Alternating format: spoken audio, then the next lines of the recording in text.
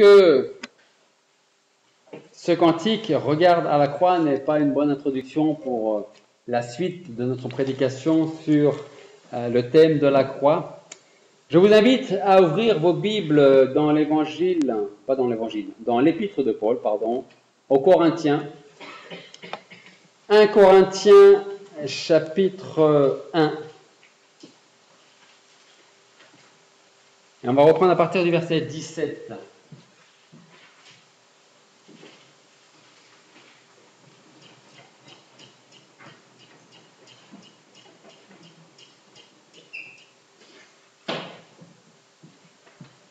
« 1 Corinthiens chapitre 1 verset 17 et nous allons lire jusqu'au verset 25. « Car ce n'est pas pour baptiser que Christ m'a envoyé, mais c'est pour annoncer l'évangile, non avec la sagesse du langage, afin que la croix de Christ ne soit pas rendue inutile. Car la prédication de la croix est une folie pour ceux qui périssent, mais pour nous qui sommes sauvés, elle est la puissance de Dieu. Car il est écrit, « Je détruirai la sagesse des sages et j'anéantirai l'intelligence des intelligents. » Où est le sage? Où est le scribe? Où est le disputeur de ce siècle? Dieu n'a-t-il pas rendu folle la sagesse de ce monde? Car tandis que le monde, par cette sagesse, n'a point connu Dieu dans la sagesse de Dieu, il a plu à Dieu de sauver les croyants par la folie de la prédication. Tandis que les Juifs demandent des miracles, que les Grecs cherchent la sagesse, nous prêchons Christ crucifié. Scandale pour les Juifs et folie pour les Grecs. Mais pour ceux qui sont appelés tant Juifs que Grecs, le Christ est la puissance de Dieu et la sagesse de Dieu. Car la folie de Dieu est plus sage que les hommes, et la faiblesse de Dieu plus forte que les hommes. » Alors, j'avais introduit la prédication la semaine dernière avec quelques points qu'on a commencé déjà à étudier. Je vous rappelle ces points. Lorsque l'on prêche la croix, nous prêchons, comme on vient de le lire, une folie pour certains, mais la sagesse de Dieu pour d'autres. Lorsque l'on prêche la croix, nous prêchons Christ et Christ crucifié.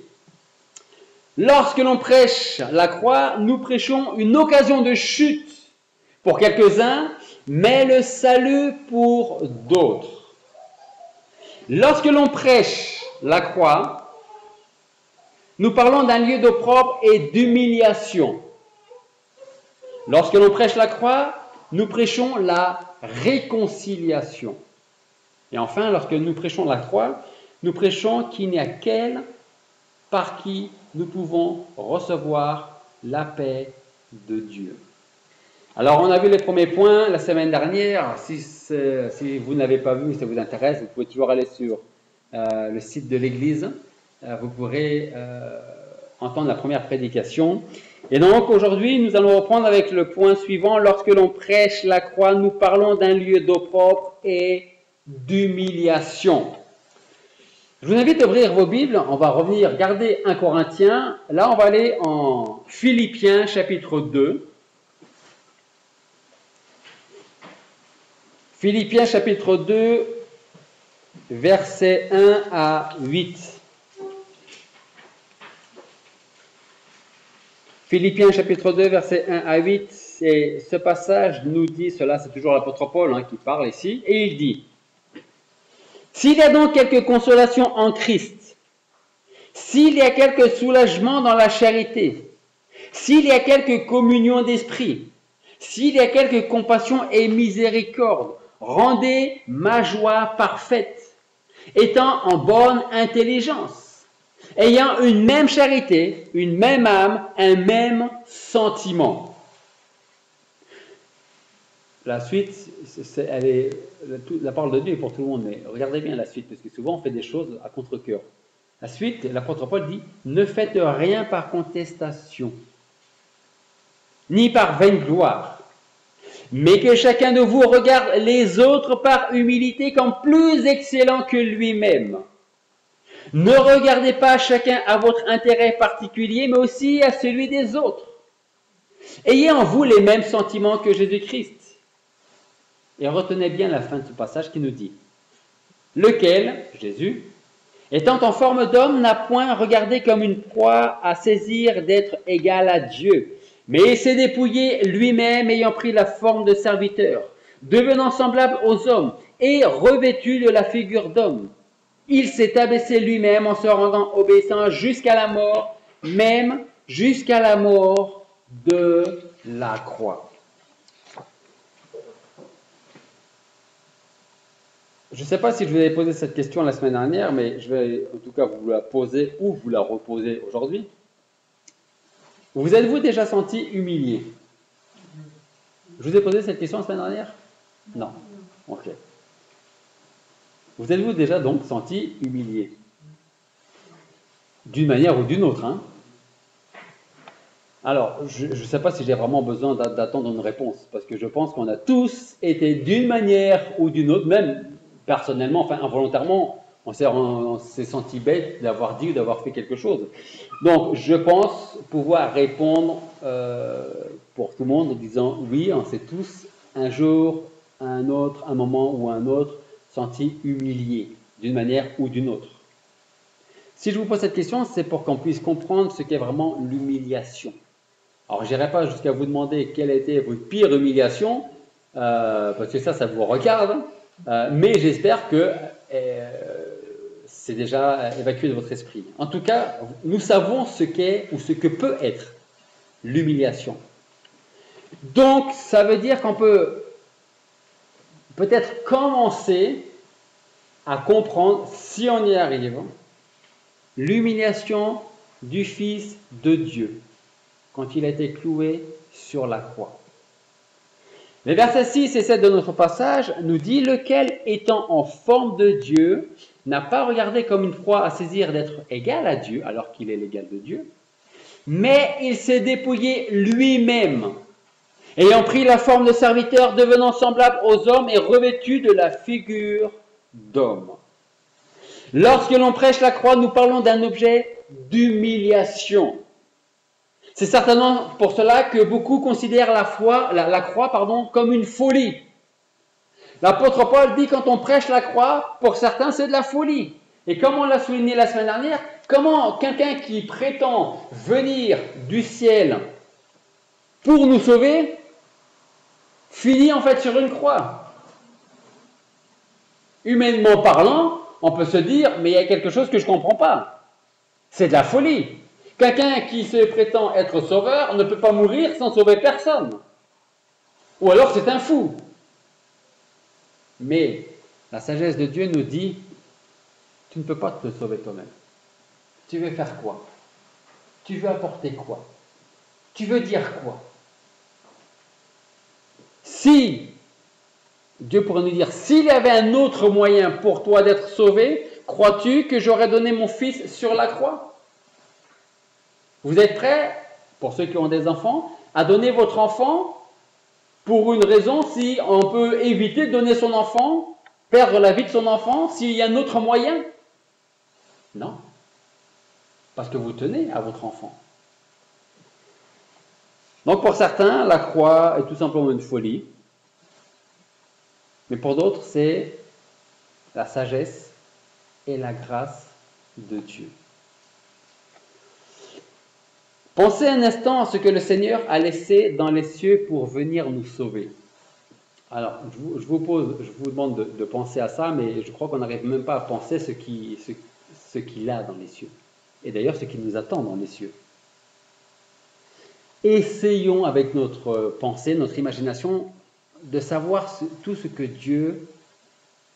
Jésus-Christ, Dieu, a laissé pour venir naître dans une étable, prêcher, être pour beaucoup un fou, un charlatan, un imposteur, pour mourir sur la croix.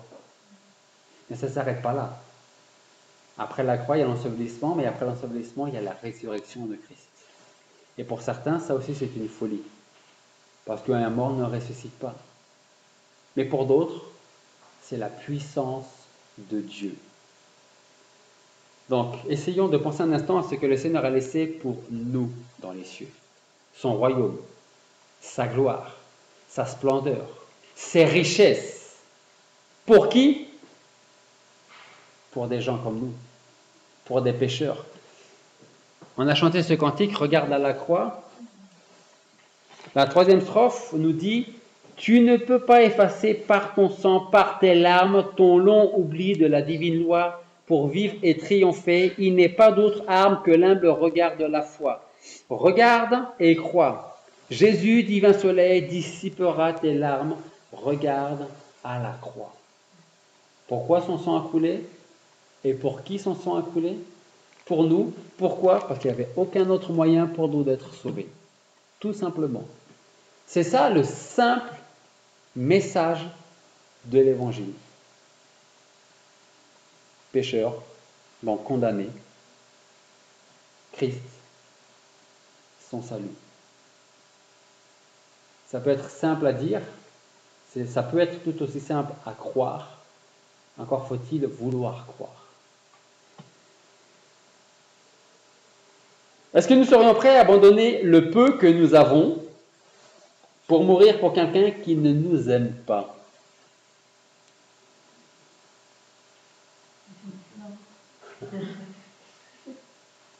Mais c'est vrai. Je ne dis pas pour quelqu'un qu'on n'aime pas. Je dis pour quelqu'un qui ne nous aime pas. Est-ce qu'on est prêt à abandonner tout ce qu'on a? Ou le peu qu'on a? Enfin, en tout cas, ce que nous possédons? Pour quelqu'un qui n'a aucun égard pour nous? Quelqu'un qui s'il pouvait nous planter un couteau dans le dos?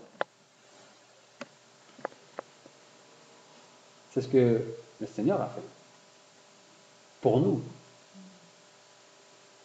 Un des grands passages de la parole de Dieu nous fait comprendre cet objet d'humiliation qu'est la croix.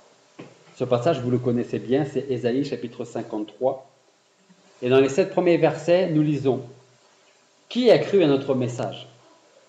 À qui le bras de l'Éternel a-t-il été révélé? Il est monté devant l'Éternel comme un rejeton, comme une racine qui sort d'une terre desséchée. Il n'a ni beauté, ni éclat qui nous le fasse regarder, ni apparence qui nous le fasse désirer. Méprisé, délaissé des hommes, homme de douleur, connaissant la souffrance, comme un homme devant qui on se couvre le visage. » Alors, je m'excuse de prendre une illustration. On peut pas, il n'y a aucune illustration dans ce monde qui peut comparer le Seigneur Jésus-Christ et son œuvre. Donc, humainement parlant, je vais essayer de faire pour le mieux, mais il y a malheureusement trop de sans-abri dans nos vies. Et plus une ville est importante comme Toulouse, Bordeaux, Paris, et malheureusement plus il y en a. Et parfois, quand on va croiser une personne qui est sans domicile, assis dans la rue, qui demande une petite pièce, est-ce qu'on le regarde? On peut. Mais est-ce qu'on regarde tous ceux qui sont assis dans les rues et qui demandent une pièce? Nos regards ne se tournent pas vers ces personnes-là, ou trop peu souvent en tout cas. La parole de Dieu nous dit, il n'a ni beauté, ni éclat qui nous le fasse regarder, ni apparence qui nous le fasse désirer. Méprisé, délaissé des hommes, homme de douleur, connaissant la souffrance, comme un homme devant qui on se couvre le visage. Si méprisé que nous n'en faisions aucun cas. Cependant, celui qui n'est pas qui n'attire pas nos regards, a porté nos maladies. Il s'est chargé de nos douleurs. Et nous pensions qu'il était frappé de Dieu, battu et affligé.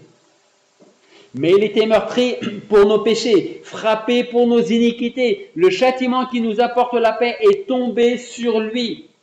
Et par sa meurtrissure, nous avons la guérison.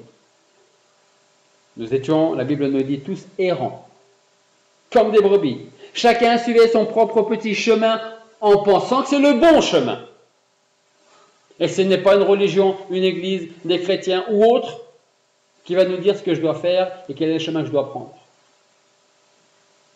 Et l'Éternel a fait venir sur lui l'iniquité de nous tous. Il est maltraité, affligé, il n'ouvre pas la bouche, comme un agneau mené à la boucherie, comme une brebis muette devant celui qui l'attend, il n'ouvre pas la bouche. Si vous deviez être accusé d'un crime, quel que soit le crime, dont vous n'êtes pas responsable, Vous n'étiez même pas dans les lieux. Vous allez garder la bouche fermée ou vous allez vous défendre? Si vous êtes innocent, vous allez vous défendre. Là, la parole de Dieu nous dit que le Seigneur, qui était innocent, a gardé la bouche fermée. D'un claquement de doigts, ça se dit un clignement d'œil? Un clignement d'œil, c'est un terme que j'utilise souvent. Il aurait pu faire disparaître tous ceux qui étaient contre lui. Qu'est-ce qu'il a fait? Dans son cœur, il dit, je sais pourquoi je suis venu. Et je ne dirai rien, et j'irai jusqu'au bout de la mission pour laquelle je suis venu.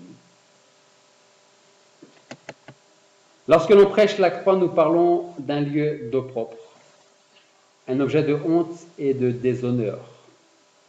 Paul disait aux Galates, au chapitre 3, verset 13, « Christ nous a rachetés de la malédiction de la loi quand il a été fait malédiction pour nous. » Ça veut dire quoi être fait malédiction pour nous? Eh bien, l'apôtre Paul dit, car il est écrit maudit. Maudit est celui qui est pendu au bois, à la croix. Il est maudit. Jésus-Christ est mort de la plus honte et de la plus accablante des morts, la mort sur la croix. Et comme je vous le disais la semaine dernière, quand vous aviez un vulgaire criminel qui était crucifié, peut-être que certains, en tout cas la famille, pouvaient être là, les amis proches, pour accompagner celui qui était crucifié. Mais en règle générale, il y avait très peu de personnes et on ne prenait pas le temps de regarder celui qui était crucifié. Et je pense qu'au moment où Christ a été crucifié, il y avait un peu plus de monde qui était là présent. Et la Bible nous dit que celui qui est pendu au bois est maudit. Je vous avais parlé de l'ambassadeur la semaine dernière. Hein? Ambassadeur, ça vous parle un petit peu? Hein? Alors, je veux revenir sur ce point et vous dire que c'est pour ça que nous ne pouvons pas prendre de gants pour parler de la croix et de la croix du Seigneur. Souvenez-vous des paroles de la semaine dernière. Je vous disais que la vraie croix, celle de Christ, est un symbole de mort. Elle représente la fin brutale d'une vie humaine. Du temps des Romains, celui qui se chargeait de sa croix, comme je le disais, s'engageait sur un sentier sur lequel il n'allait jamais revenir. Il pouvait dire adieu à sa famille, à ses amis, à ses proches, peut-être même à ses enfants ou à ses parents. Il savait qu'il ne reviendrait pas, qu'il partait pour toujours. La croix, je vous disais, ne faisait aucun compromis avec la personne qui portait la croix. Elle n'épargnait personne. La croix de Christ, la vraie, n'essayait pas de rester en bon terme avec sa victime. Elle frappait durement la victime. Et quand elle avait terminé son travail, son œuvre, il ne restait plus qu'un corps inerte, mort, pendu sur la croix. Dieu ne nous a jamais chargé d'une mission pour rendre la croix de Christ plus acceptable auprès du plus grand nombre. La différence entre un diplomate et un ambassadeur. Un diplomate, c'est quoi son travail? C'est la diplomatie. C'est quoi la diplomatie? Ménager les susceptibilités.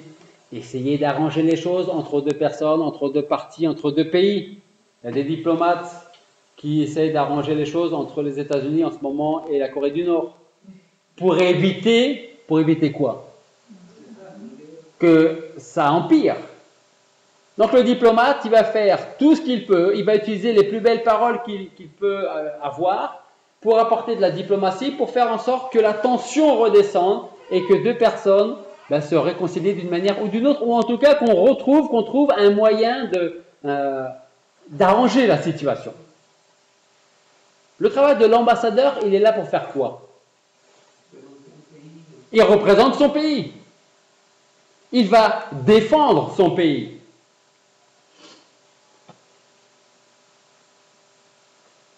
Un diplomate, c'est donc quelqu'un qui est plein de tact et habile en négociation.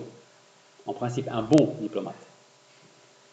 Un ambassadeur, c'est quelqu'un qui représente son pays à l'étranger et qui est chargé d'une mission pour son pays, dans le pays dans lequel il se trouve.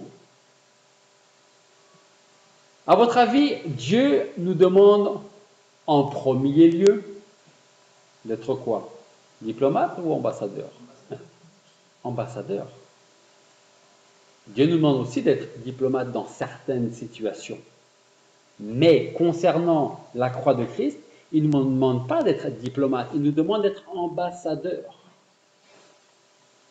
D'ailleurs, l'apôtre Paul, il le dit en Ephésiens chapitre 6, versets 19 et 20. Il dit « Pour moi aussi, afin qu'il me soit donné de parler librement avec hardiesse, pour faire connaître le mystère de l'évangile, pour lequel je suis ambassadeur dans les chaînes, en sorte que j'en parle avec hardiesse, comme je dois en parler. » Comme je dois en parler. Pas comme la personne aimerait en entendre parler. C'est toute la différence.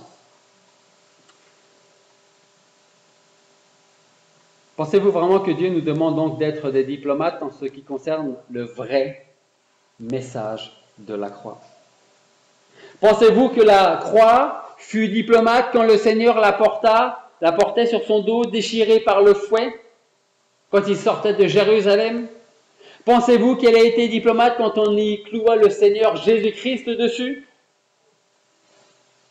Je ne suis pas contre la diplomatie, même si des fois je ne suis pas très diplomate. Mais en effet, par elle, on peut faire avancer certaines choses qui ne pourraient pas avancer autrement. Mais quand nous parlons de la croix et du sacrifice de Jésus-Christ pour les pécheurs que nous sommes, on ne peut pas parler avec diplomatie, mais plutôt avec un rôle d'ambassadeur et de prévenir ceux qui ne connaissent pas le Seigneur Jésus-Christ encore de ce qui pourrait les attendre plus tard. Il y a 15 jours, je crois que Benjamin a porté cette idée de témoigner aux gens. La vraie croix n'est pas disposée à faire du marchandage avec le monde. En parlant de sa mort, Jésus connaissait l'endroit où il souffrirait, sur une colline afin que toute la ville puisse le voir. Sa mort n'était pas une erreur judiciaire, ni même une sentence méritée. Rappelez-vous des deux brigands sur la croix avec le Seigneur. Un des deux dit « Nous, on le mérite d'être là sur la croix, mais pas lui. » En mourant sur la croix dressée sur le mont Golgotha, Jésus-Christ a pris sur lui nos péchés. Ce que nous ne pouvons pas obtenir par nos propres moyens, Jésus l'a obtenu par son sang pour nous. Paul dit par la prédication de la croix, car la prédication de la croix est une folie pour ceux qui périssent, mais pour nous qui sommes sauvés, elle est une puissance de Dieu. Alors j'ai envie de vous poser une question simple. Pour vous, la croix de Christ, est-ce que c'est de la folie? Ou est-ce que c'est le seul moyen pour vous d'être sauvé? Alors vous allez me dire, mais sauvé de quoi? Moi je suis très bien, je suis en bonne santé, je suis en pleine forme. Sauvé de quoi? Je vais vous répondre à cette question en vous posant une question. Qui n'a jamais péché?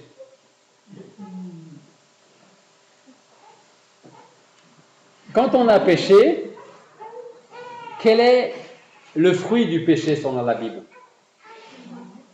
La mort. Non seulement physique, mais aussi spirituelle, c'est-à-dire la séparation avec Dieu.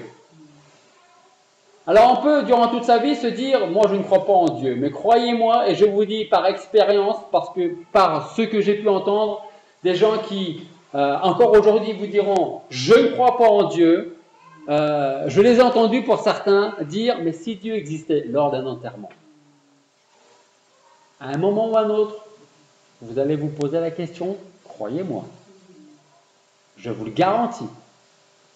Quand vous serez couché dans votre lit, sans aucune force, en train de finir votre vie, que j'espère sera longue, hein. Mais croyez-moi, vous allez vous poser la question. Et tout ce que je vous souhaite, c'est de vivre longtemps, mais un jour de vous souvenir de ce que vous entendez aujourd'hui. Et si Dieu existait? Et si j'allais le rencontrer demain? Que va-t-il m'arriver?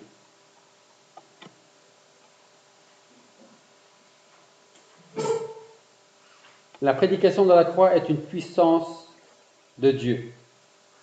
Une puissance seulement si vous placez votre foi dans l'œuvre de Christ sur la croix.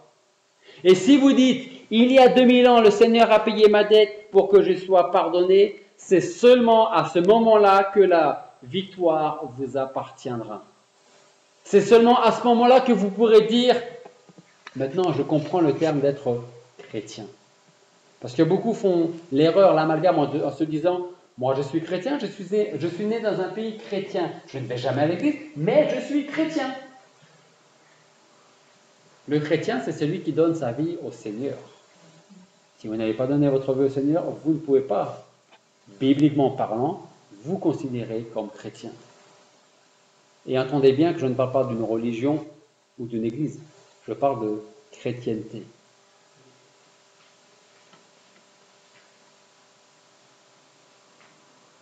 Paul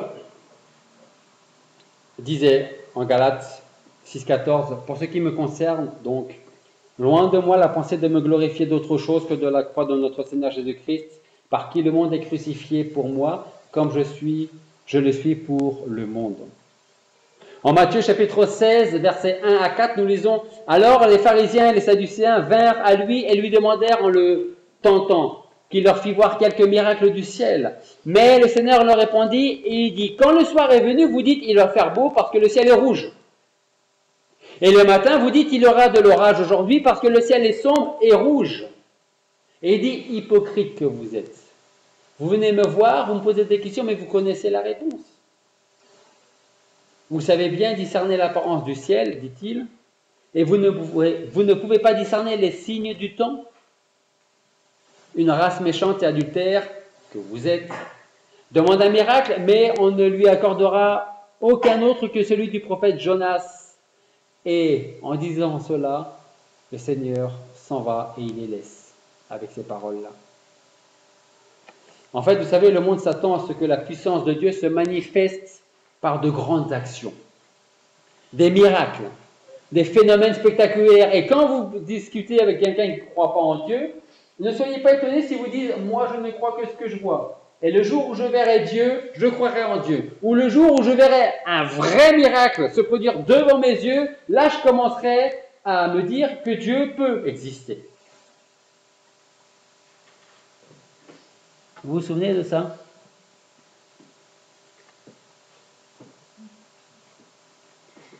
Alors, il ne m'en reste pas beaucoup.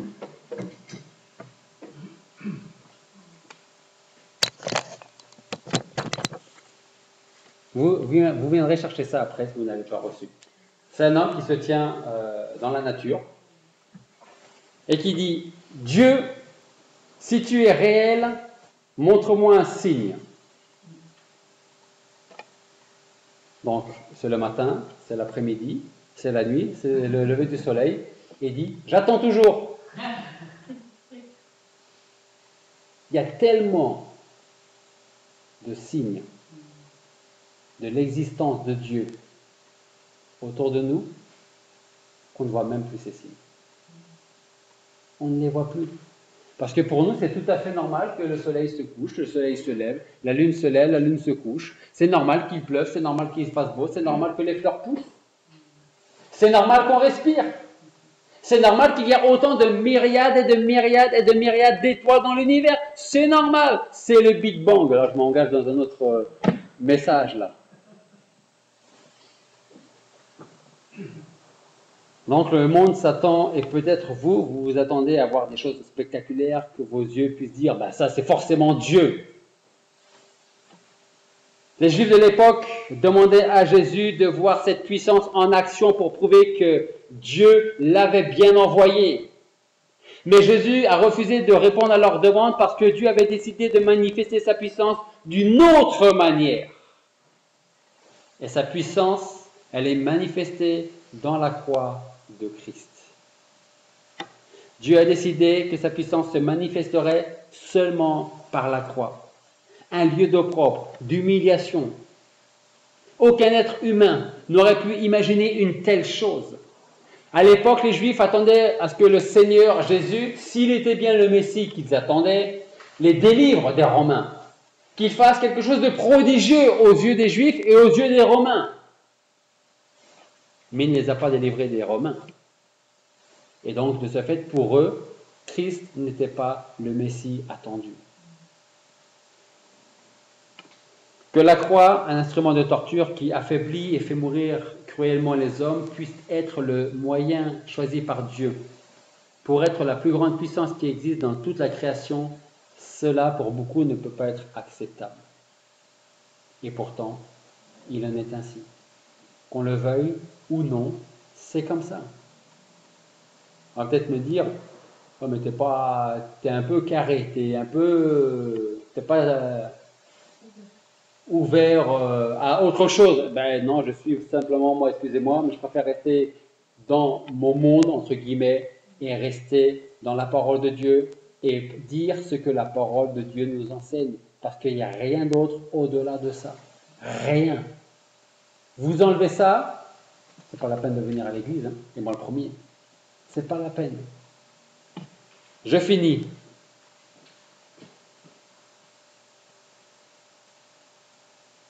Que s'est-il passé au juste sur la croix pour qu'elle puisse ou pour qu'elle soit aussi puissante? La croix en elle-même n'est rien d'autre que du bois, avec lequel les Romains ont inventé un instrument de torture, ou plutôt l'ont amélioré. Ce ne sont pas les Romains qui ont inventé la crucifixion, ce sont les Perses. Et les Romains l'ont amélioré, dans le mauvais sens du terme. Mais si la croix de Christ est la puissance de Dieu, c'est parce que sur elle, Jésus a pris toutes les conséquences de nos péchés, conséquences qui amènent à la mort, physique et spirituelle. Et comme Dieu est juste, il ne peut pas laisser nos péchés impunis en les repoussant dans un coin de l'univers. Nos péchés méritent d'être sanctionnés. Nous méritons d'être sanctionnés à cause de nos péchés. Voilà pourquoi Dieu nous dit que le salaire du péché, c'est la mort. Ou encore que l'âme qui pêche, c'est celle qui doit mourir. Ou si vous préférez, la personne qui pêche doit mourir. On peut l'expliquer d'une autre manière très clairement. Si vous tuez quelqu'un, vous devez payer. Si vous êtes coupable d'un meurtre,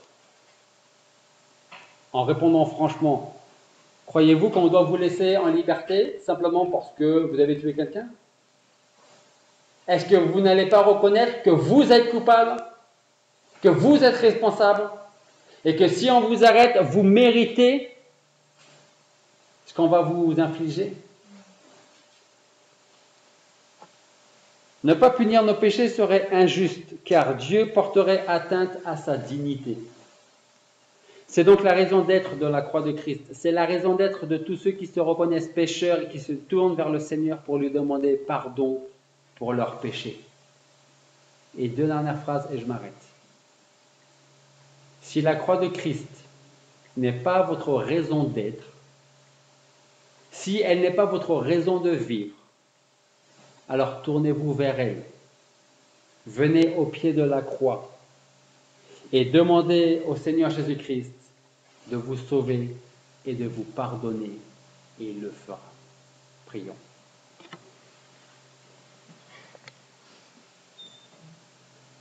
Père Céleste, nous voulons te remercier parce qu'une fois de plus ce matin, tu nous permets de nous rappeler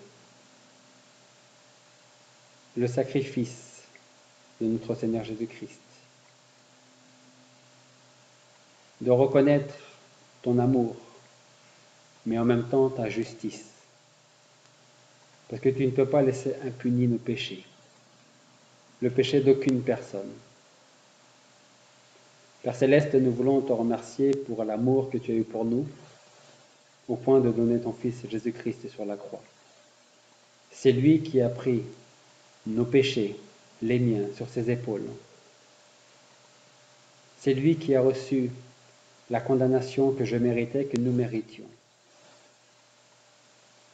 Jusqu'à cette dernière phrase, ces dernières paroles, quand il a dit « Tout est accompli » et j'ai pris les péchés de mon peuple sur moi. Seigneur, nous voulons te remercier pour ton sang qui a coulé, qui nous purifie de nos péchés et qui nous rend acceptables aux yeux de Dieu. Merci parce qu'il n'y avait aucun autre moyen de recevoir ton salut que par ton sacrifice sur la croix, ton sang qui a coulé et ta vie que tu as donnée. Je veux te prier pour tous ceux qui ne te connaissent pas personnellement encore, que tu travailles dans leur cœur, dans leur esprit, et que tu les sauves pour ta gloire. Et c'est en ton nom que nous te prions. Amen.